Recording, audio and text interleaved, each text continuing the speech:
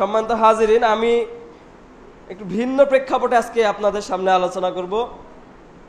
আলোচনাটা হচ্ছে বদর যুদ্ধ। আপনারা জানেন 17ই মানে রমজান ঐতিহাসিক বদর দিবস। আমরা 17 রমজান এই বদর দিবসটা পালন করে থাকি, বিভিন্ন রকমভাবে আলোচনা করে থাকি। আজকে 15ই রমজান, তো এই রমজানে আমরা বদর দিবসের আলোচনাটা আজকে করবো ইনশাআল্লাহ তাআলা। আল্লাহ রাব্বুল আলামিন যদি তৌফিক দান করেন তাহলে বদর দিবসের আলোচনাটা করবো ইনশাআল্লাহ। সম্মানিত হাজিরিন, আপনারা জানেন বদর যুদ্ধ এমন একটা যুদ্ধ হয়েছিল যে যুদ্ধে মুসলমানদের পরাজয় একদম মানে অতি নিকটে ছিল। আল্লাহ যদি সাহায্য না করতেন তাহলে মুসলমানরা কখনোই কি হতো না, বিজয় লাভ করতে পারতো না। আর আল্লাহ রাব্বুল আলামিন যে কিভাবে সাহায্য করেছিলেন বদর যুদ্ধে, সেটা আল্লাহ রাব্বুল আলামিন নিজেই বলে দিয়েছিলেন। সূরা আনফালের আয়াতগুলো পড়লে আপনারা পাবেন যে আল্লাহ রাব্বুল আলামিন কিভাবে বদর যুদ্ধে আল্লাহ রাব্বুল আলামিন সাহায্য করেছিলেন। সম্মানিত হাজিরিন, বদর যুদ্ধে মুসলমানদের সৈন্য সংখ্যা ছিল 313 জন। তাও এই সৈন্যরা কি ছিল, জীর্ণ শীর্ণ শুকনো রুটি খায়, গায়ে শক্তি ছিল না, বল ছিল না, শরীরগুলা চিকন, তেমন কোনো শক্তি নাই। আর এদিকে কাফেরদের সৈন্য সংখ্যা ছিল কত, সশস্ত্র 1000। সেই সময়কার আধুনিক সৈন্য। এখন যেমন মনে করেন সবচাইতে আধুনিক সৈন্য রাশিয়া, তার কেউ পারে না। এইরকম সৈন্য ছিল আপনার সেই সময়কার বদরের যুদ্ধে যারা কাফেরদের সৈন্য ছিল, এই কাফেরদের সৈন্য ছিল এরকম 1000 সশস্ত্র সৈন্য ছিল। সম্মানিত হাজিরিন, আপনারা জানেন 2 হিজরির 17ই রমজান অর্থাৎ 17ই মার্চ 624 খ্রিস্টাব্দে এই বদরের যুদ্ধটা সংঘটিত হয়েছিল। এই বদরের প্রান্তরে রাসূলুল্লাহ সাল্লাল্লাহু আলাইহি ওয়াসাল্লামদেরকে হত্যা করার জন্য, শহীদ করার জন্য আবু জেহেল, উতবা, সাইবা এরা কি করেছিল, সশস্ত্র বাহিনী নিয়ে বদরের প্রান্তরে তারা উপরে আর কি যেখানে ভালো পজিশন, এই পজিশনে তারা কি করলেন, গিয়ে তারা তাবু করলেন যে এখান থেকে তারা পাহাড়ের উপরে থাকলে এই মুসলমানদেরকে যদি আমরা এখান থেকে তীর নিক্ষেপ করি, উপর থেকে যখন নিচের দিকে তীর নিক্ষেপ করবে তখন কি হবে, মুসলমানরা পরাজয় বরণ করবে। তারা তো উপরের দিকে আমাদেরকে তীর নিক্ষেপ করতে পারবে না, আমাদের সাথে পারবে না। আর নিচে কি ছিল, বালু ছিল মরুভূমিতে। এই বালুর মধ্যে থেকে মুসলমানরা ভালোভাবে যুদ্ধ করতে পারবে না, মুসলমানরা ভালোভাবে যেন না যেতে পারে, এরকম একটা জায়গাতে আল্লাহ রাসূল সাল্লাল্লাহু আলাইহি ওয়াসাল্লাম কি করলেন, তাবু করলেন বদরের প্রান্তরে। সম্মানিত হাজিরিন, আল্লাহ রাব্বুল আলামিনের কাছে আল্লাহ রাসূল সাল্লাল্লাহু আলাইহি ওয়াসাল্লাম কি করেছিলেন, দোয়া করেছিলেন যে ইয়া রাব্বুল আলামিন, আমাদের সৈন্য সংখ্যা এমনিতেই কম, 313 জন সৈন্য, ওইদিকে কাফেরদের সশস্ত্র 1000 বাহিনী, আমাদের সৈন্য সংখ্যা একেবারেই কম। তারপরেও আমরা মরুভূমির ভিতরে বালির মধ্যে আমরা কিভাবে যুদ্ধ করব। আল্লাহ রাব্বুল আলামিন এমন এক বৃষ্টি দিলেন যে বৃষ্টিতে কি হয়েছিলেন, এই বালুগুলা শক্ত হয়ে গিয়েছিলেন।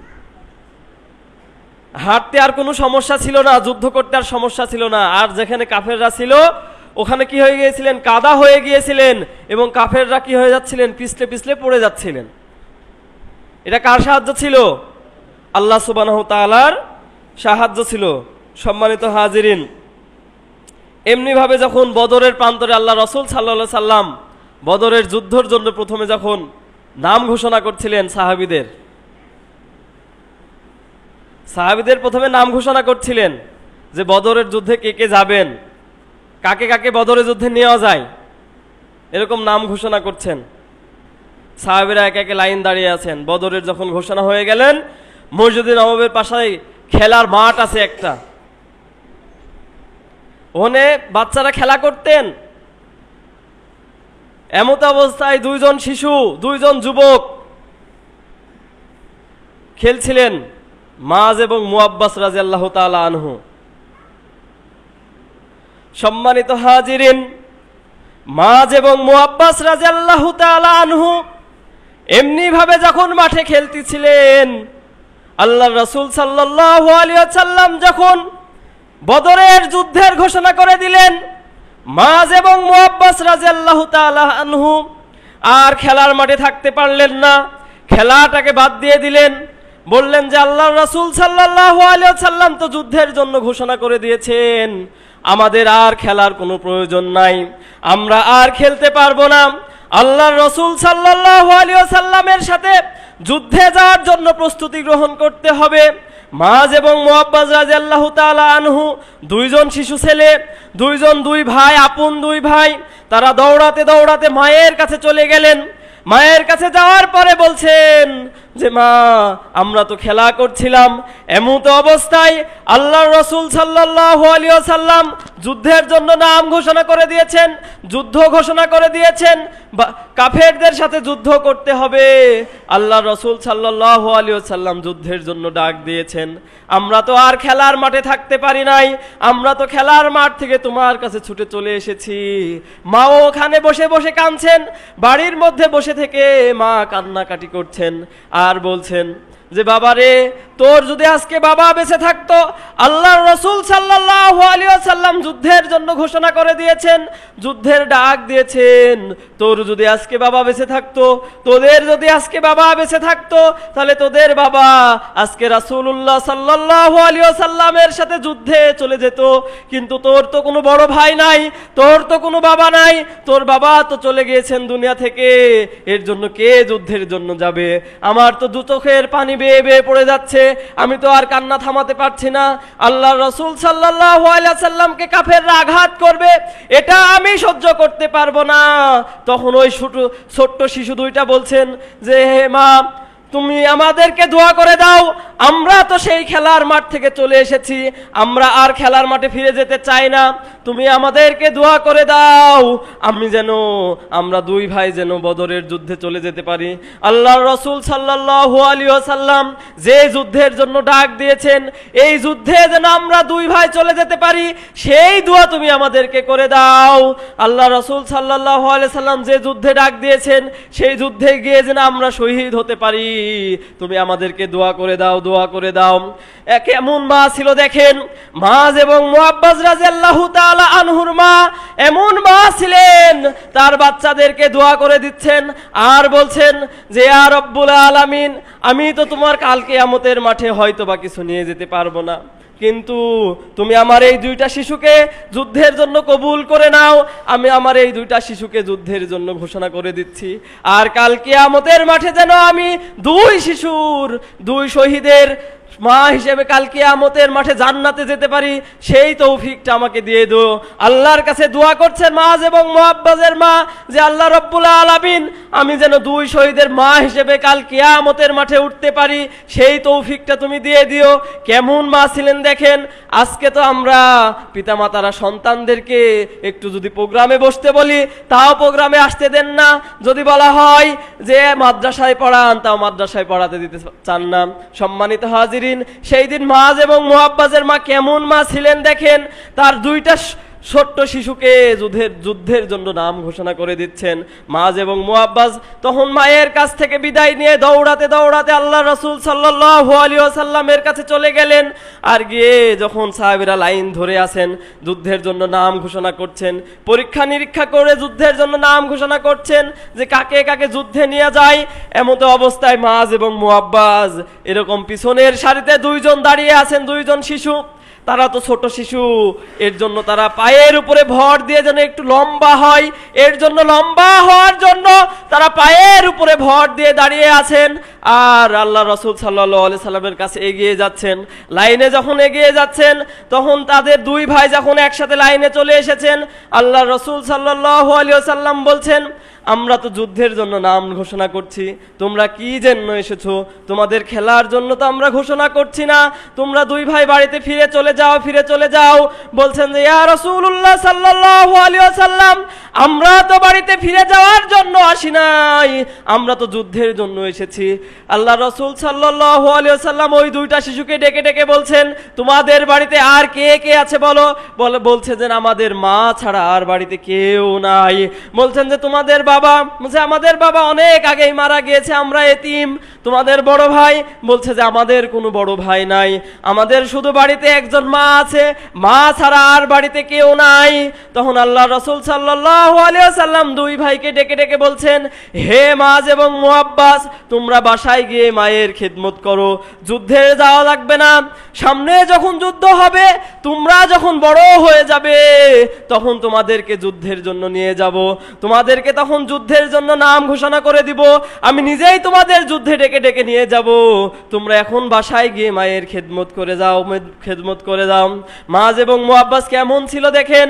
আল্লাহ রাসূল সাল্লাল্লাহু আলাইহি ওয়াসাল্লামকে বলছেন, ইয়া রাসূলুল্লাহ সাল্লাল্লাহু আলাইহি ওয়াসাল্লাম, আমরা তো মায়ের কাছ থেকে বিদায় নিয়ে এসেছি এবং আমাদের মা তো দোয়া করে দিয়েছেন যে দুই শহীদের মা হিসেবে কাল কিয়ামতের মাঠে আল্লাহর কাছে দণ্ডায়মান হবেন। আমরা তো আল্লাহর কাছে আমাদের মায়ের কাছ থেকে বিদায় নিয়ে চলে এসেছি, আমাদেরকে যুদ্ধের জন্য নাম ঘোষণা করে দেন। আল্লাহ রাসূল সাল্লাল্লাহু আলাইহি ওয়াসাল্লাম দুই চোখের পানি ছেড়ে দিলেন যে আমি কি ইসলামকে কায়েম করলাম, কি ইসলাম মদিনাতে গিয়ে কায়েম করলাম, যে ইসলামের বদলতে আমাদের এই ছোট্ট ছোট্ট শিশুরাও আজকে যুদ্ধের জন্য চলে যেতে চাচ্ছেন। সম্মানিত হাজিরিন, বলছেন যে তোমরা যুদ্ধে যে কি করবা? আল্লাহ রাসূল সাল্লাল্লাহু আলাইহি ওয়াসাল্লাম মাজ এবং মুআব্বাস রাদিয়াল্লাহু তাআলা আনহুকে বলছেন, তোমরা যুদ্ধে গিয়ে কি করবা? তোমরা দুই ভাই ছোট্ট শিশু, তোমরা তো যুদ্ধে গিয়ে তেমন ভাবে তীর মারতে পারবা না, তরবারি আঘাত করতে পারবা না। তখন আল্লাহ রাসূল সাল্লাল্লাহু আলাইহি ওয়াসাল্লামকে দুই ভাই বললেন, ইয়া রাসূলুল্লাহ সাল্লাল্লাহু আলাইহি ওয়াসাল্লাম, আল্লাহ রাসূল সাল্লাল্লাহু আলাইহি ওয়াসাল্লামের ভালোবাসায় আপনাকে যখন কাফেররা তীর আঘাত করবে, আপনাকে যখন কাফেররা তরবারি আঘাত করবে, আমরা শরীরটাকে আপনার সামনে গিয়ে পেতে দিব, আমাদের শরীরটা ঝাঁঝরা হয়ে যাবে, ঝাঁঝরা হয়ে চালুনের মতো হয়ে যাবে, আমাদের দেহটা ক্ষতবিক্ষত হয়ে যাবে, তরবারির আঘাতে আমাদের শরীরটা টুকরো টুকরো হয়ে যাবে, কিন্তু আপনার শরীরটা রক্ষা পাবে, আপনি রক্ষা পাবেন। সেই জন্য আমরা যুদ্ধের জন্য যেতে প্রস্তুত আছি। ইয়া রাসূলুল্লাহ সাল্লাল্লাহু আলাইহি ওয়াসাল্লাম, আমাদের দুই ভাইকে আপনি যুদ্ধের জন্য কবুলে মঞ্জুর করে নেন। আল্লাহ রাসূল সাল্লাল্লাহু আলাইহি ওয়াসাল্লাম দুই ভাইকে তখনও যুদ্ধের জন্য ঘোষণা করলেন না। আল্লাহ রাসূল সাল্লাল্লাহু আলাইহি ওয়াসাল্লাম বড় ভাইকে যুদ্ধের জন্য ঘোষণা করে দিলেন যে তুমি একটু বড় আছো, আর ছোট ভাইকে বললেন যে তুমি চলে যাও বাসায়, তোমার আম্মার খেদমত করো গা বাসায় গিয়ে। সম্মানিত হাজিরিন, দেখেন ছোট ভাইয়ের ইমানি জজবাটা কেমন ছিল। ছোট ভাই আল্লাহ রাসূল সাল্লাল্লাহু আলাইহি ওয়াসাল্লামকে ডেকে ডেকে বলছেন, ইয়া রাসূলুল্লাহ সাল্লাল্লাহু আলাইহি ওয়াসাল্লাম, বড় ভাইকে তো যুদ্ধের জন্য ঘোষণা করে দিলেন, আমার বড় ভাই আমার বয়সে বড় হতে পারে, কিন্তু আমার বড় ভাইয়ের শক্তি আমার চাইতে বেশি হতে পারে না, আমাদের দুই ভাইকে শক্তিতে কুস্তিতে লড়াই করতে লাগিয়ে দেন। আমরা যে দুই ভাইয়ের মধ্যে আমি যদি আমার ভাইয়ের সাথে আমি বিজয় লাভ করতে পারি, কুস্তিতে যদি আমার ভাইয়ের সাথে লড়াই করে আমি জিততে পারি, তাহলে আমাকেও যুদ্ধের জন্য ঘোষণা করে দিবেন। সম্মানিত হাজিরিন, আল্লাহর রাসূল সাল্লাল্লাহু আলাইহি ওয়াসাল্লাম মুস্কি মুস্কি হাসছেন আর সাহাবীদেরকে বলছেন যে কি করব, পরামর্শ নিচ্ছেন। সাহাবীরা ডেকে ডেকে রাসূলুল্লাহ সাল্লাল্লাহু আলাইহি ওয়াসাল্লামকে বলছেন, ইয়া হাবিবাল্লাহ, ইয়া রাসূলুল্লাহ, আপনি দুই ভাইয়ের মধ্যে কুস্তি লাগিয়ে দেন, যে ছোট ভাইটা যদি কুস্তিতে লড়াই করে জিততে পারে, তাহলে আপনি ছোট ভাইটাকেও যুদ্ধের জন্য নাম ঘোষণা করে দিবেন। সম্মানিত হাজিরিন, এমত অবস্থায় আল্লাহ রাসূল সাল্লাল্লাহু আলাইহি ওয়াসাল্লাম দুই ভাইকে কুস্তিতে লড়াই করে শুরু করে দিলেন। দুই ভাই কুস্তিতে লড়াই করছেন, এমত অবস্থায় ভাইয়ে ভাইয়ে কানাকানি হয়ে গিয়েছে। ছোট ভাই বড় ভাইকে ডেকে ডেকে বলছেন, হে বড় ভাই আমার, তুমি তো আমার চাইতে আগে দুনিয়াতে এসেছো, আমার চাইতে তোমার শক্তিটা বেশি, তুমি আমার চাইতে বড়, আমি তো তোমার সাথে কুস্তিতে কোনোদিন পেরে উঠি নাই, কোনোদিন পারবও না, তুমি আমাকে একটু সুযোগ করে দাও, আমি যখন কুস্তি লড়তে লড়তে তোমার বুকের উপরে চেপে উঠবো, তখন তুমি আর লড়াই করবে না, তুমি আর লড়াচড়া করবে না। তাহলে আল্লাহ রাসূল সাল্লাল্লাহু আলাইহি ওয়াসাল্লাম আমাদের দুই ভাইকে যুদ্ধের জন্য ঘোষণা করে দিবেন। বলেন সুবহানাল্লাহ। সম্মানিত হাজিরিন, এমত অবস্থায় দুই ভাইকে যখন কুস্তিতে লড়াই শুরু করে দিলেন, দুই ভাই তখন কুস্তিতে লড়াই করছেন। এমত অবস্থায় বড় ভাই মাটিতে পড়ে গিয়েছেন, ছোট ভাই বুকের উপরে উঠে চেপে বসেছেন। এমত অবস্থায় বড় ভাই আর লড়াচড়া করছে না।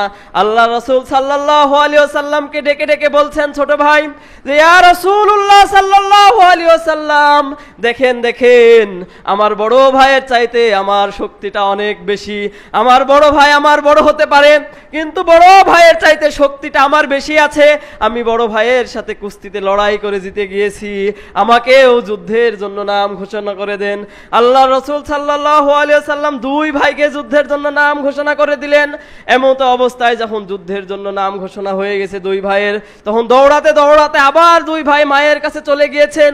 মায়ের কাছে যাওয়ার পরে বলছেন যে, হে মা, আমাদেরকে দুই ভাইকে আল্লাহ রাসূল সাল্লাল্লাহু আলাইহি ওয়াসাল্লাম যুদ্ধের জন্য ঘোষণা করে দিয়েছেন। একটা খুশির খবর আছে। কি খবর? আমাদের দুই ভাইকে ঘোষণা করে দিয়েছেন, আমরা দুই ভাই যুদ্ধের জন্য চলে যাব, প্রস্তুত হয়ে গিয়েছি। তুমি দোয়া করে দাও আমরা যেন যুদ্ধে গিয়ে শহীদ হতে পারি। কি ইমানি জজবা দেখেন! দুই ভাই আর মায়ের কাছে যে বলছেন যে, মা, তুমি দোয়া করে দাও যেন আমরা যুদ্ধে গিয়ে শহীদ হতে পারি। সুবহানাল্লাহ, আল্লাহু আকবার! কি ইমানি জজবা! মাও দোয়া করে দিলেন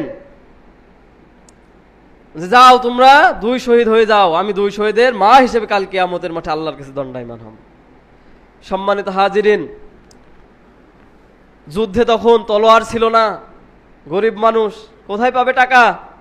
মা তখন দুইটা খাজুর গাছের ডাল কেটে দিলেন, আর দুই ভাইকে হাতে ধরে দিলেন, বললেন যে, এইটাই তরবারি হিসেবে তোমরা নিয়ে যাও, তোমাদের কাছে আমার দোয়া থাকলো, এইটা যখন কাফেরকে আঘাত করবে তরবারির মতোই কাজ করবে। সম্মানিত হাজিরিন, মুসলমানদের তরবারি ছিল না। আল্লাহ রাসূল সাল্লাল্লাহু আলাইহি ওয়াসাল্লামও সেই দিন এরকম করে খাজুর গাছের ডালগুলো কেটে কেটে দিচ্ছিলেন, আর ওই পাতাগুলো ছড়িয়ে দিয়ে বলছিলেন, এইটাই তরবারি হিসেবে তোমরা নিয়ে নাও। আমাদের তো তরবারি নাই, কারণ মক্কা থেকে যখন মদিনায় হিজরত করেছেন রাসূলুল্লাহ সাল্লাল্লাহু আলাইহি ওয়াসাল্লাম, মক্কা থেকে কিছু একটা টাকাও নিয়ে যেতে পারে নাই। আপনারা জানেন যে মক্কাতে যখন আল্লাহ রাসূল সাল্লাল্লাহু আলাইহি ওয়াসাল্লাম গিয়েছেন, মদিনাতে একটা কিছু নিয়ে যেতে পারেন নাই। সাহাবীরা যখন গিয়েছে রাতের আধারে হিজরত করে চলে গিয়েছেন, কিচ্ছু নিয়ে যেতে পারে নাই। ওই মদিনাতে যারা গিয়েছিলেন, আল্লাহ রাসূল সাল্লাল্লাহু আলাইহি ওয়াসাল্লামের মদিনার সাহাবীরা নিজের বাড়ি ঘর দিয়ে দিয়েছেন, নিজের সম্পদটুকু দিয়ে দিয়েছেন। আল্লাহ রাসূল সাল্লাল্লাহু আলাইহি ওয়াসাল্লাম বলেছেন, তোমাদের সম্পদের অর্ধেক দিয়ে দাও মক্কার ভাইদেরকে। মক্কার ভাইদেরকে অর্ধেক সম্পদ দিয়ে দিয়েছেন। নিজের দুইটা স্ত্রী, একটা স্ত্রীকে তালাক দিয়ে দিয়েছেন যে, তোমরা আমার এই স্ত্রীটাকে বিয়ে করো। আমরা কি পারবো এখন? যখন মক্কায় থেকে মদিনায় হিজরত করেছিলেন রাসূলুল্লাহ সাল্লাল্লাহু আলাইহি সাল্লামের সাহাবীরা সহ, তখন বাড়ি ছেড়ে দিয়েছেন, জমি ছেড়ে দিয়েছেন, জমিতে আবাদ করবে, আবাদের তো টাকা দরকার। মক্কা থেকে যারা গিয়েছেন, এই আবাদ করার টাকা দরকার না, আবাদ করার টাকাও নাই, তখন বলছে আমরা আবাদ করে দিব। আবাদ করে ফসল ঘরে তুলে দিয়েছেন, কারণ মক্কার লোকজন আবাদ করতেও জানতো না।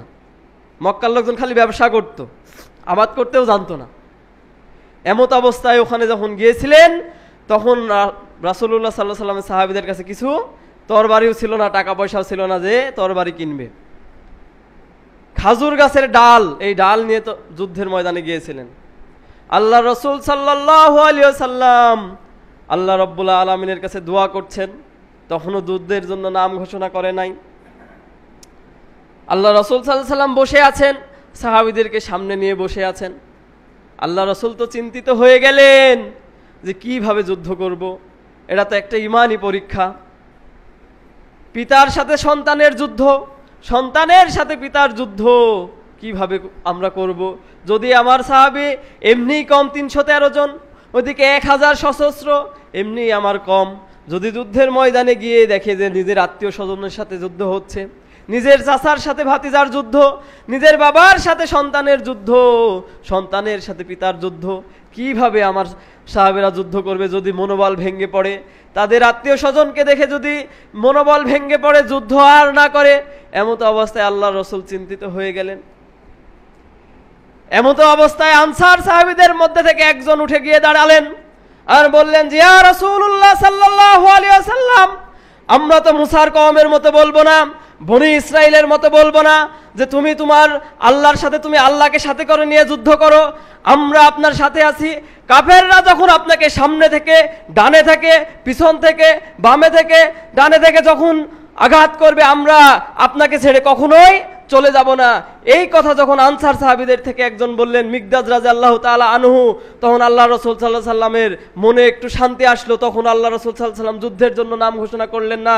তখন মুহাজিরদের মধ্যে থেকে একজন দাঁড়িয়ে, একটা যুবক দাঁড়িয়ে বললেন, ইয়া রাসূলুল্লাহ সাল্লাল্লাহু আলাইহি ওয়াসাল্লাম, আনসার সাহাবীদের মধ্যে থেকে যে ওই যুবক যেরকম ভাবে বলেছেন আপনাকে ময়দান ছেড়ে আমরা যাব না, আমাদের যতক্ষণ এই দুই চোখের পাতা নড়ে যতক্ষণ পর্যন্ত আমাদের দেহে শক্তি আছে ততক্ষণ পর্যন্ত আপনাকে ছেড়ে আমরা এই ময়দান ছেড়ে কোথাও পালিয়ে যাব না।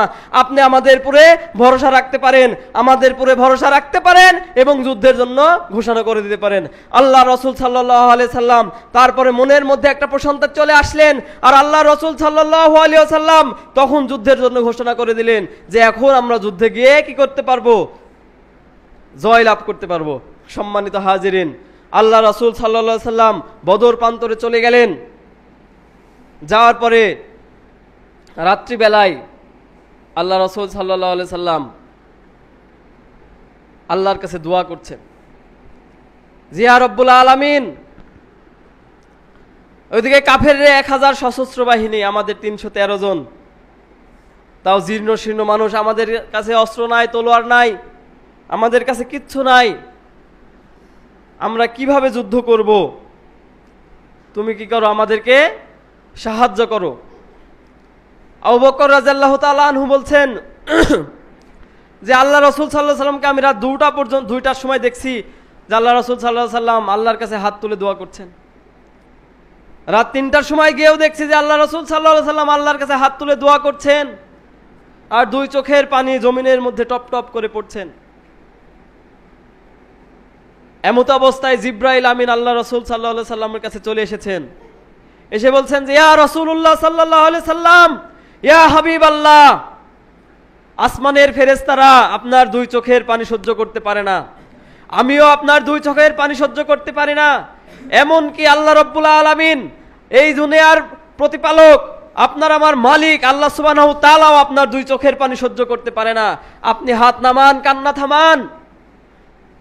আল্লাহ রাব্বুল আলামিন ঘোষণা দিয়ে দিয়েছেন 5000 ফেরেশতা বদরের প্রান্তরে এসে যুদ্ধ করবেন, আর এই 5000 ফেরেশতার সেনাপতি আমি জিব্রাইল। সুবহানাল্লাহ বলবেন না? আল্লাহু আকবার। সম্মানিত হাজিরিন, বদরের যুদ্ধে আল্লাহ রাব্বুল আলামিন 5000 ফেরেশতা নামিয়েছিলেন। সূরা আনফালের মধ্যে আল্লাহ রাব্বুল আলামিন সেই কথাগুলো ঘোষণা করে দিয়েছিলেন যে সেই দিন ফেরেশতা আমি নাজিল করেছিলাম।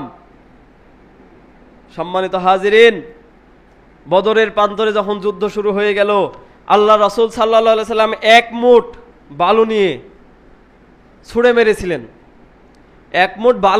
মেরেছিলেন, আর এই 1000 সৈন্যর চোখে বালু গিয়ে আঘাত করেছিলেন। আচ্ছা, আমি যদি এক মুঠ বালু মারি আপনাদের চোখে, সর্বোচ্চ কয়জন? 10 জন মানুষ, নাহলে সর্বোচ্চ 20 জন, তার বেশি মানুষের চোখে পড়বে বলেন তো? পড়বে না। কিন্তু এই সাহায্যটা কার ছিল বলেন তো? আল্লাহ রাব্বুল আলামিনের সাহায্য ছিল। এক মুঠ বালু নিয়ে আল্লাহ রাসূল সাল্লাল্লাহু আলাইহি সাল্লাম মেরেছিলেন। এই এক মুঠ বালুতে কি হয়েছিলেন? কাফেরদের দুই চোখ অন্ধ হয়ে গিয়েছিলেন। সম্মানিত হাজিরিন, বাজ এবং মুআব্বাজের কথা বলছিলাম। যুদ্ধ চলছে, শয়তান আবু জেহেলকে এসে বলছেন যে আমরা তোমার সাথেই আছি, আমি তোমার সাথেই আছি, যুদ্ধ করো, এই 313 জন তোমার সাথে পারবে না।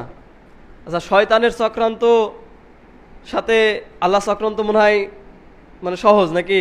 আল্লাহ যদি চক্রান্ত করে তাহলে এই পৃথিবীর যতই শয়তান হোক, সবচেয়ে বড় শয়তান কি আজাজিল নাকি? এর চেয়ে তার বড় শয়তান না। শয়তান পারবে? আল্লাহর চক্রান্তর কাছে পারবে। কায়দাহুম ফি তাদলিল, আপনারা জানেন না? সূরা ফিল পড়েননি? যে কাবা শরীফ ধ্বংস করতে এসেছিল কতজন? 60,000 সৈন্য নিয়ে। কি এসেছিল? আব্রাহা বাহিনী। আল্লাহ রাব্বুল আলামিন কি কায়দা করলেন? ঝাঁকে ঝাঁকে পাখি প্রেরণ করলেন। সেদিন কোনো সৈন্য মানুষ কোনোদিন সেদিন বাধা দিতে পেরেছিলেন না। ঝাঁকে ঝাঁকে পাখি প্রেরণ করে এই শয়তানের কায়দাগুলোকে কি করেছিলেন? নস্যাৎ করে দিয়েছিলেন। এবং এই 60,000 সৈন্য কেউ বেঁচে ফিরে যেতে পেরেছিলেন না।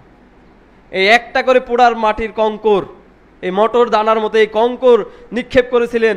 পাখির দুই পায়ে দুইটা আর একটা ঠোঁটে একটা, এই তিনটা করে কঙ্কর ছিল। এই কঙ্কর যার শরীরে পড়ে পড়ছিল, বকরি খাওয়ার মানে এই যে বকরির খাওয়ার ভুসির মতো করে গলে গলে যাচ্ছিল। এই চক্রান্ত কার ছিল বলেন তো? আল্লাহ সুবহানাহু তাআলার চক্রান্ত ছিল। আর এই বদরের যুদ্ধে এই 1000 বাহিনী আর 313 জন, তার তলোয়ার নাই। কি নিয়ে গিয়েছিল? খেজুরের ডাল। এই খেজুরের ডাল দিয়ে যখন কাফেরকে আঘাত করছিল, আল্লাহ রাব্বুল আলামিন বলছিলেন যে কাফেরের ঘাড় বরাবর আঘাত করো। কাফেরের কি হয়ে যাচ্ছিল? ঘাড় থেকে কল্লাটা আলাদা হয়ে যাচ্ছিল, মনে হচ্ছিল যে তরবারির চাইতেও বেশি ধার, এইরকম ধার। সেই দিন ফেরেশতারা কি করছিলেন? ফেরেশতারা ওই যখন মারছিলেন, ফেরেশতা তাদের কল্লাটাকে কি করছিলেন? নামিয়ে দিচ্ছিলেন। সুবহানাল্লাহ। সম্মানিত হাজিরিন, আল্লাহ রাসূল সাল্লাল্লাহু আলাইহি সাল্লাম এইভাবে বদর যুদ্ধে যখন হচ্ছিল, আবু জেহেল সবচাইতে সুন্দর ঘোড়ার উপরে বসে আছেন, উঁচু জায়গায় ভালো পজিশন নিয়েছেন, যেন কি করতে পারে? হত্যা করতে পারে। এর জন্য কি করছেন? ভালো পজিশন নিয়েছেন আবু জেহেল। আর ভালো পজিশন নিয়ে বসে আছেন। মাজ এবং মুআব্বাজ রাদিয়াল্লাহু তাআলা আনহু চলে এসেছেন। আসার পরে উনাদের খালি টার্গেটে আবু জেহেল কোথায়? এই যে দুই ভাই, এই দুই ভাইয়ের টার্গেট আবু জেহেল কোথায়? কারণ আবু জেহেলকে খুঁজছে একটাই কারণ, আল্লাহ রাসূল সাল্লাল্লাহু আলাইহি সাল্লামকে সবচাইতে বেশি কষ্ট দিয়েছেন মক্কা থেকে আবু জেহেল। আপনারা জানেন, আল্লাহ রাসূল নামাজ অবস্থায় আছেন, আবু জেহেল উঠে নাড়ে ভোড়া আল্লাহ রাসূল সাল্লাল্লাহু আলাইহি সাল্লামের ঘাড়ের উপরে চেপে দিয়েছেন। কি কষ্ট না দিয়েছেন আল্লাহ রাসূলকে। সম্মানিত হাজিরিন, শিয়াবে আবু তালিবের মধ্যে 3 বছর আল্লাহ রাসূল সাল্লাল্লাহু আলাইহি সাল্লামকে জেলের মধ্যে আটকে রেখেছিলেন। জেলে যাওয়া একটা সুন্নাত। সম্মানিত হাজিরিন, এমত অবস্থায় এই দুই ভাই খালি আবু জেহেলকে খুঁজছেন। তখন আমির হামজা রাদিয়াল্লাহু তাআলা আনহুর কাছে এসে বলছেন যে চাচা, আমির হামজাকে একটা সাহাবী, আমার মনে আসছে না নামটা, যে চাচা আবু জেহেল কোথায়? তো বলছে তুমি আবু জেহেলকে খুঁজছো কেন? তো বলছে আবু জেহেলকে খুঁজছে একটাই কারণ, যে আল্লাহ রাসূল সাল্লাল্লাহু আলাইহি সাল্লামকে মক্কাতে সবচেয়ে বেশি কষ্ট দিয়েছেন আবু জেহেল। আবু জেহেলকে আমার দরকার। তখন বলছে যে ওই দেখো আবু জেহেল সবচেয়ে সুন্দর ঘোড়ার উপরে দাঁড়িয়ে আছেন। বলতে দেরি দুই ভাইয়ের দৌড় দিতে দেরি হয়নি, বলতে দেরি হয়েছে, আবু জেহেলকে দেখাই দিতে দেরি হয়েছে, দৌড় দিতে দেরি হয়নি। দুই ভাই গিয়ে ঘোড়ার পায়ের উপরে যেমনি ওই খাজুর গাছের ডাল দিয়ে আঘাত করেছেন, ঘোড়ার পাটাকে কেটে গিয়ে ঘোড়াটা মাটির সাথে লুটে পড়ে গিয়েছেন। আবু জেহেলকে দুই ভাই এমন পিটন দিয়েছেন, আবু জেহেলের ওখান থেকে আর উঠার নড়ার কোনো শক্তি ছিল না। এমন মার মারছিলেন আবু জেহেলকে দুই ভাই মিলে, ওখান থেকে আর নড়ার কোনো শক্তি ছিল না। এত ক্ষমতাধর, এত শক্তিশালী আবু জেহেল। এই আবু জেহেলকে দুইজন যুবক মিলে, দুইজন শিশু মিলে আবু জেহেলকে একদম কুপকাত করে দিয়েছিলেন সেই দিন বদরের প্রান্তরে। এই ক্ষমতা, এই দাপট দেখে কোনো লাভ হবে না। কোনো জালেম শাসক, কোনো জালেম আজ পর্যন্ত ক্ষমতা দেখে, দাপট দেখে কোনোদিন পার পায়নি। ছোট্ট ছোট্ট জিনিসের মাধ্যমে তাদেরকে আল্লাহ রাব্বুল আলামিন কি করেছেন? কুপকাত করে দিয়েছেন। ছোট্ট ছোট্ট জিনিসের মাদেরকে এই দুনিয়া থেকে ত্যাগ করে দিয়েছেন। আপনারা নমরুদের কথা জানেন, একটা সাধারণ ন্যাংরা মশা তার নাকের মধ্যে ঢুকাই দিয়ে তার মৃত্যুবরণ করাই দিয়েছেন, দিয়েছেন না? একটা ন্যাংরা মশা, কত ক্ষমতা ছিল নমরুদের। একটা ন্যাংরা মশা নাকের মধ্যে দিয়ে মাথার মধ্যে ঢোকাই দিয়েছেন আল্লাহ। ওই যে আল্লাহর কায়দা, আল্লাহর কৌশল তো ধরেন যে খুবই সূক্ষ্ম কৌশল। যার পরে আল্লাহর মনে করেন যে কৌশল খাটাবে, তার আর বাঁচার আশা আছে? বাঁচতে পারবে না। এই ন্যাংরা মশা ঢোকাই দিয়েছেন, আর ন্যাংরা মশা মনে করেন যে এই মাথার মধ্যে খালি ঘুরে, ববা করে ঘুরে, আর মনে করেন যে ওনার কষ্ট হয়। তখন কি করছেন? জুতা দিয়ে মাথার মধ্যে পিটাইলে ওর ভালো লাগে। জুতা দিয়ে যখন পিটায় তখন ভালো লাগে, এমনি পিটাইলে ভালো লাগে না। এই জুতা দিয়ে পিটানোর কারণে তিনি কি করলেন? একটা কর্মচারী রাখলেন যে তুমি আমাকে সারাদিন খালি জুতা দিয়ে পেটাবা মাথার উপরে। চিন্তা করেন, এই কর্মচারীও একবার বিরক্ত হয়ে গিয়েছেন, যার কত মারা যায় একটা মানুষকে এইভাবে মাথার উপরে। এমন জোরে মারছেন, ওই মারের আঘাতে কি হয়ে গিয়েছেন? নমরুদ এই দুনিয়া থেকে বিদায় নিয়ে চলে গিয়েছেন। যখন নমরুদ মারা গিয়েছে, এই ন্যাংরা মশাটা বের হয়ে চলে গিয়েছে। তো একটা ন্যাংরা মশা, আল্লাহ রাব্বুল আলামিন এত বড় ক্ষমতা ছিল নমরুদের, এই ন্যাংরা মশা ঢোকাই দিয়েছিলেন। এই ক্ষমতার দাপট যারা আজকে দেখাচ্ছে, আজকে দেখেন বাংলাদেশের প্রান্তরে, বাংলাদেশে যারাই হকের পক্ষে থাকছে তাদের উপরে জুলুম চলে আসছে না? আজকে বাংলাদেশের কোরআনের পাখি আল্লামা দেলোয়ার হোসেন সাঈদী কত বছর ধরে জেলখানায়, 50 বছর যে ব্যক্তিরা তাফসির করেছেন, অসংখ্য মানুষকে তিনি মুসলমান বানিয়েছেন অমুসলিমকে। আজকে বিনা অপরাধে, তার কোনো অপরাধ নাই, অপরাধ পায়নি, একটা রাজাকারের তকমা দিয়ে কি করছেন জেলখানার মধ্যে, আমি রাজনৈতিক কোনো কথা বলছি না, জেলখানার মধ্যে তাকে ঢুকায় রেখে দিয়েছেন হকের পক্ষে থাকার জন্য। মিজানুর রহমান আজহারি হকের পক্ষে কথা বলছিলেন, দেখছিলেন যে প্রচুর মানুষ তার তাফসির কোরআন মাহফিলে আসছেন, তাকে এই দেশে আর রাখা হবে না, চলে যাও। কি করলেন? বিদেশ পাঠাই দিলেন। মুফতি আমির হামজা হকের কথাগুলো বলতেন, কত সুন্দর আলোচনা করতেন, তাকেও আর বাইরে রাখা যাবে না, ভিতরের মধ্যে পাঠাই দাও। মামুনুল হক হকের কথাগুলো বলতেন, যার কথা শুনে অসংখ্য মানুষ জিহাদের জন্য প্রস্তুত হয়। মামুনুল হককে কি করছেন আজকে? মিথ্যা ষড়যন্ত্র দিয়ে কি করছেন? জেলখানার মধ্যে বন্দী করে রেখে দিচ্ছেন। আচ্ছা, এই যে ক্ষমতাটা দেখাচ্ছেন, এই ক্ষমতা আল্লাহ একদিন নস্যাৎ করে দিতে পারেন না? আল্লাহ রাব্বুল আলামিন যুগে যুগে করেন যে আবু জেহেলকে ক্ষমতা, এত ক্ষমতা ছিল, আল্লাহ রাসূলকে 3 বছর জেল খাটিয়েছেন, আল্লাহ রাসূলকে খাবার দিতেন না। শিহাবে আবু তালেবের মধ্যে আল্লাহ রাসূলকে খাবার দিতেন না, আল্লাহ রাসূল এই গাছের লতা পাতা খেয়ে থাকতেন, বেঁচে থাকতেন, গাছের লতা পাতা খেয়ে বেঁচে থাকতেন। পায়খানাগুলো বকরির লাদির মতো হইতো, ছাগলের লাদির মতো হইতো। 3 বছর আল্লাহ রাসূল সাল্লাল্লাহু আলাইহি ওয়াসাল্লাম এইভাবে জেলখানার মধ্যে কষ্ট করেছেন। ইসলামটা এত সহজভাবে আমরা এই যে নামাজ পড়ছি, রোজা করছি, এত সহজ না ইসলাম, এত সহজভাবে আমরা ইসলামটা পাইনি। সেই দিন যদি বদরের প্রান্তরে আমাদের পরাজয় হয়ে যেত, আল্লাহ রাব্বুল আলামিন যদি আমাদের সাহায্য না করতো, ইসলামটা সেখানেই ধ্বংস হয়ে যেত। কারণ তখনও গুটি কয়েক মুসলমান ইসলাম গ্রহণ করেছিলেন, আল্লাহ রাব্বুল আলামিন সেদিন সাহায্য করেছিল, বিধায় সেদিন কি হয়েছিল? আমাদের বিজয় হয়েছিল।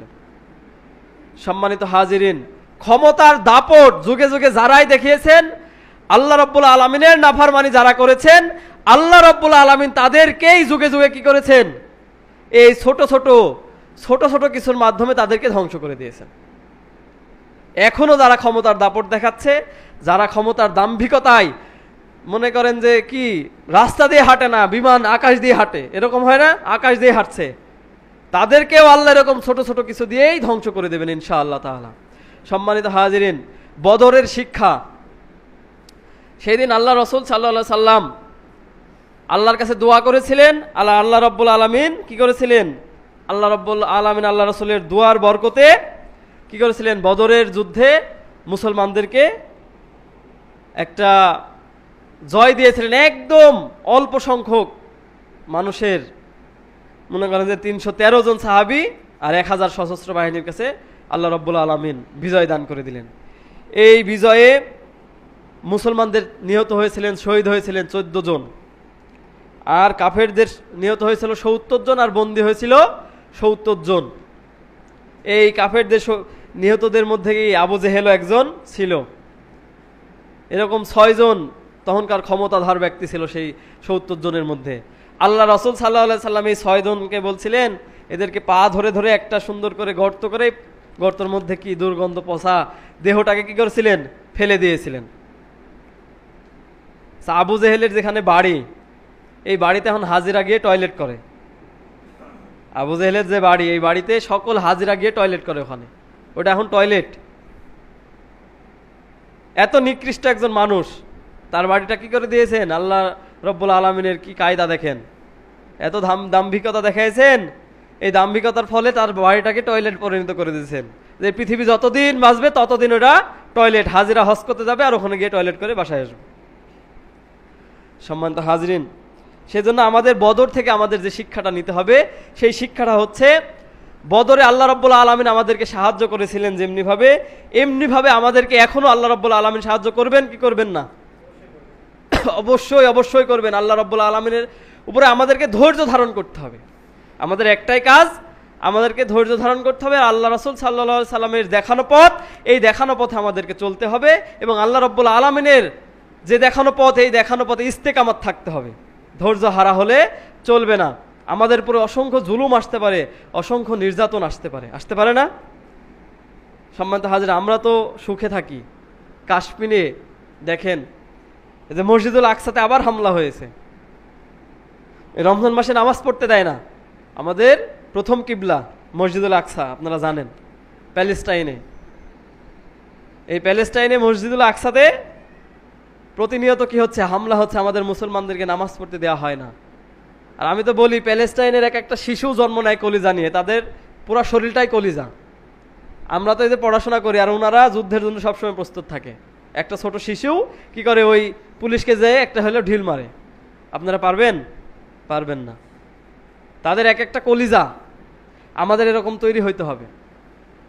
সামনে এরকম সময় আসতে পারে, আপনার উপরে আমার উপরে জুলুম আসতে পারে। আমরা যদি ভেঙে পড়ি, হতাশ হয়ে যাই, আমাদের সন্তানদেরকে ওই যে মাজ মুআব্বিজের মতো কি করতে হবে? সন্তানদেরকেও যুদ্ধের জন্য প্রস্তুতি গ্রহণ করাইতে হবে।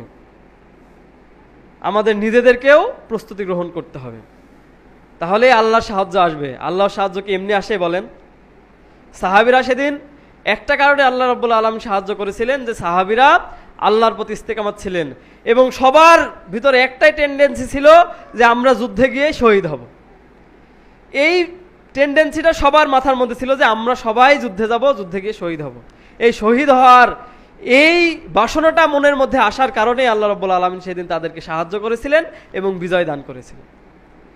সম্মানিত হাজিরিন, সেই জন্য আমাদেরকেও সেই চিন্তাধারা মাথার মধ্যে লালন পালন করতে হবে। আমরা তো সামান্য যুদ্ধের জন্য নাম ঘোষণা করছেন, এরকম মাজ মুআব্বিজ খেলার মাঠ থেকে চলে এসেছেন। আমরা এখানে যুবকেরা আছি, আজান দেয় মসজিদের মাইকে, আল্লাহু আকবার, আল্লাহ সর্বশ্রেষ্ঠ, হাইয়া আলা সালা, নামাজের জন্য আসো, হাইয়া আলাল ফালা, নামাজ পড়লে কল্যাণ হবে, কল্যাণের জন্য আসো। আমরা ওই খেলার মাঠ থেকে চলে আসতে পারি না। আমরা মাঠে কাজ করি, কাজ থুয়ে আসতে পারি না। আর সেদিন যুদ্ধের জন্য চলে গিয়েছিলেন তারা।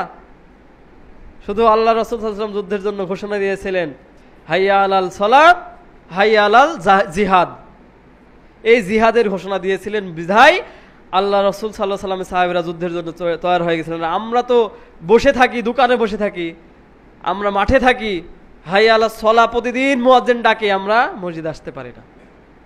আফসোস। তাহলে এই মুসলমানদের উপরে বিজয় আল্লাহ রাব্বুল আলামিন দিবেন না যতদিন পর্যন্ত আমাদের মনের মধ্যে আল্লাহ রাব্বুল আলামিনের ভয় আর এই শহীদি তামান্নাটা ভিতরের মধ্যে না আসবে, ততদিন আল্লাহ রাব্বুল আলামিন কি করবেন না? আমাদের মধ্যে বিজয় দিবেন না। আমাদের এরকম জুলুম নির্যাতন সহ্য করতে হবেই। কত জুলুম আপনাদের মাঝে। আমি আজকে কতদিন পর, প্রায় ৭৫ দিন পর আজকে আপনাদের এখানে এসেছি, এসে জুম্মার খুতবা দিচ্ছি। ৩ মাসের মতোই আমি আপনাদের মসজিদে জুম্মার খুতবা দিতে পারি নাই। জালিমের কারাগারে বন্দী ছিলাম, আমাকে ধরে নিয়ে গেছিল। আমার কোনো অপরাধ ছিল না। আমাকে ধরে নিয়ে গিয়ে 2টা মাস আমি জেলের মধ্যে ছিলাম। এরকম নির্যাতন আপনার উপরে আসতে পারে, তবে এই নির্যাতনে কি হতে হবে? আমাদেরকে ধৈর্য থাকতে হবে, অটুট থাকতে হবে। আল্লাহ রাসূল সাল্লাল্লাহু আলাইহি ওয়াসাল্লাম বলে দিয়েছে। আর আল্লাহ রাব্বুল আলামিন ধৈর্যশীলদেরকে কি করেন? ভালোবাসেন। সম্মানিত হাজিরিন, সেই জন্য আসুন, আমাদের যে রমজান মাস, বদরের যে শিক্ষা, আল্লাহ রাব্বুল আলামিনের যে সাহায্য আসবেন, কখন আসবেন? যখন আমাদের ইমানি জজবাটা চলে আসবেন, আত্মশুদ্ধিটা হয়ে যাবে, তখন আমাদের আল্লাহ রাব্বুল আলামিনের সাহায্য চলে আসবেন। আমাদের হতাশ হওয়ার কিছু নাই। সম্মানিত হাজিরিন, তাই আসুন, রমজান মাস বদরের মাস, এই বদরের দিনে 17 রমজান আল্লাহ রাসূল সাল্লাল্লাহু আলাইহি ওয়াসাল্লাম কি করেছিলেন? ফরজ রোজা সেদিন ভেঙেছিলেন। কিসের জন্য? জিহাদের জন্য। আমরা তো রমজান মাসে রোজা ফরজ, রোজার চাইতেও বড় ফরজ হচ্ছে জিহাদ। সেই দিন জিহাদে যাওয়ার জন্য, জিহাদের জন্য সেদিন রমজান মাসের রোজাটাকেও, ফরজ রোজাও সেদিন আল্লাহ রাসূল সাল্লাল্লাহু আলাইহি ওয়াসাল্লাম কি করেছিলেন? ভেঙে ফেলেছিলেন। সম্মানিত হাজিরিন, তাই আসুন, আল্লাহ রাসূল সাল্লাল্লাহু আলাইহি ওয়াসাল্লাম যে দেখানো পথ, আল্লাহ রাব্বুল আলামিনের যে দেখানো পথ, এই দেখানো পথে আমরা ইস্তেকামাত থাকি এই দেখানো পথে আমরা আমাদের জীবনটাকে পরিচালনা করি, তাহলে আল্লাহ রাব্বুল আলামিন বদরের যুদ্ধে যেভাবে আল্লাহ রাসূল সাল্লাল্লাহু আলাইহি সাল্লাম এবং তার সাহাবীদেরকে সাহায্য করেছিলেন, আমাদেরকেও অনুরূপভাবে সাহায্য করবেন ইনশাআল্লাহ তাআলা।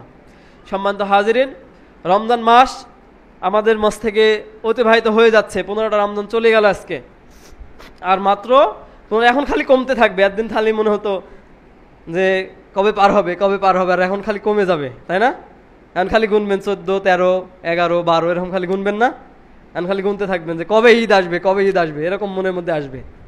সম্মানিত হাজিরিন, এখনো সময় আছে, আমরা আল্লাহর দিকে ফিরে আসি। আমরা রাত্রে আল্লাহর কাছে দণ্ডায়মান হয়ে যাই। কার কি সাহায্য চাওয়ার আল্লাহর কাছে চাই, রমজান মাসে আল্লাহ রাব্বুল আলামিন দিবেন। আল্লাহ রাব্বুল আলামিন রমজান মাসে মানুষকে সাধারণ ক্ষমা ঘোষণা করে দেন। আমরা যেন সাধারণ ক্ষমার মধ্যে পারি, এর জন্য আল্লাহর কাছে দোয়া করতে হবে। আমাদের জীবনের গুনাহগুলো আল্লাহ যেন ক্ষমা করে দেন, এর জন্য দোয়া করতে হবে। আমাদের পরিবারটা যেন ভালোভাবে চলে, সেই দোয়া করতে হবে আল্লাহর কাছে। আমাদের সন্তান যেন ভালোভাবে লেখাপড়া করে ভালো জায়গায় যেতে পারে, সেই দোয়াগুলো আল্লাহর কাছে করতে হবে। রমজান মাসে দোয়া করলে আল্লাহ রাব্বুল আলামিন দোয়াগুলো ফিরিয়ে দেন না, কবুল করে নেন। সেই জন্য বেশি বেশি দোয়া করতে হবে। আর দোয়া করা আল্লাহ রাব্বুল আলামিন শিখিয়ে দিয়েছেন যে তোমরা কি করো, রাতের শেষ ভাগে আল্লাহর কাছে দোয়া করো। আমরা তো চেষ্টা করলেই পারি, সেহেরি খাতে তো উঠি, আমরা 4টার দিকে উঠি না? আর 1 ঘন্টা আগে উঠলে কি সমস্যা? আধা ঘন্টা আগে উঠেন, 3:30টায় উঠেন, উঠে 2 রাকাত সালাত আদায় করেন, 4 রাকাত সালাত আদায় করেন, তাহাজ্জুদের সালাত আদায় করে আল্লাহর কাছে চান। আল্লাহ রাব্বুল আলামিন অবশ্যই আপনার চাওয়াটাকে কবুল করবেন ইনশাআল্লাহ তাআলা। আর দোয়া করার পরেই তাড়াহুড়া করা যাবে না। দোয়া করলেন আর আপনি পেয়ে গেলেন এরকম না, দোয়া করে তাড়াহুড়া করা যাবে না। দোয়ার কিছু শর্ত আছে, যে দোয়া করলে আপনি পাবেন, কিন্তু তাড়াহুড়া করা যাবে না। আল্লাহ রাব্বুল আলামিন অবশ্যই দিবেন, কিন্তু একটু পর হলেও দিবেন। সম্মানিত হাজিরিন, তাই আসুন আত্মশুদ্ধির মাস, এই মাসটাকে আমরা হেলায় খেলায় এখনো পার না করে দিই। আল্লাহ রাব্বুল আলামিন বলছেন যে ইয়া আইয়ুহাল্লাযিনা আমানু কুতিবা আলাইকুমুস সিয়াম কামা কুতিবা আলাল লাযিনা মিন ক্বাবলিকুম লাআল্লাকুম তাত্তাকুন, যে হে ঈমানদারগণ, তোমাদের উপরে রোজা ফরজ করা হয়েছে যেমনিভাবে তোমাদের পূর্ববর্তী মানুষদেরকে রোজা ফরজ করা হয়েছিল, পূর্ববর্তী জাতিদের উপরে ফরজ করা হয়েছিল, অনুরূপভাবে তোমাদের উপরে ফরজ করা হয়েছে। যদি তোমরা এই রোজাটাকে করতে পারো তাহলে তোমাদের তাকওয়া অবলম্বন হয়ে যাবে। এই রমজান মাসে দেখেন আমরা কত তাকওয়া অবলম্বন করছি না?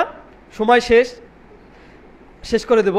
আমরা তাকওয়া অবলম্বন করছি, দেখেন আমরা ইচ্ছা করলে খেতে পারি, কার ভয় খাচ্ছি না? আল্লাহর ভয়। কত পিপাসা লাগছে না? আমরা ইচ্ছা করলে 1 ঢোক পানি খেতে পারি, কিন্তু একটাই ভয় যে আল্লাহ আমাদেরকে দেখে ফেলবেন, তাহলে আমাদের রোজাটা আর হবে না। অনুরূপভাবে আপনি অন্য মাসে যখন আপনি একটা খারাপ কাজ করতে যাবেন, তখন আপনাকে ওই ভয়টাই করতে হবে যে আল্লাহর ভয় আছে আমার কাছে, যে আল্লাহ রাব্বুল আলামিন আমাকে দেখছেন। অনুরূপভাবে আপনি এই রমজানটা আমাকে শিক্ষা দেয় যে আল্লাহ রাব্বুল আলামিন সবসময় আপনাকে দেখছে। আপনি সবসময় আল্লাহ রাব্বুল আলামিনের ভয়ে যেরকমভাবে এই রমজান মাসে একটা অশ্লীল কাজ করতে পারেন না, আপনি এই রমজান মাসে টেলিভিশনের সামনে বসে থেকে রমজানটা পার করতে পারেন না, অনুরূপভাবে অন্য মাসে আপনি টেলিভিশন দেখে আপনি সারা দিনটা পার করতে পারেন না। অনুরূপভাবে আপনি অশ্লীল কাজ করে এই রমজান মাসটাকে আপনি হেলায় খেলায় পার করতেও পারবেন না। সম্মানিত হাজিরিন, সেই জন্য আসুন, রমজান মাস আমাদের যেটা শিক্ষা দেয়, আত্মশুদ্ধি শিক্ষা দেয়, আল্লাহ রাব্বুল আলামিনের ভয় আমাদের ভিতরে শিক্ষা দেয়। সেই ভয়টা যেন আমরা সারা জীবন, এই আগামী 1 বছর যেন আবার আমরা এই ভয়টা করেই থাকতে পারি, আল্লাহ রাব্বুল আলামিনের পথে ইস্তেকামত থাকতে পারি, সেই তৌফিক আল্লাহ রাব্বুল আলামিন আমাদের দান করুন। ওয়া মা তৌফিক ইল্লা বিল্লাহ। আসসালামু আলাইকুম ওয়া রাহমাতুল্লাহি ওয়া বারাকাতুহু।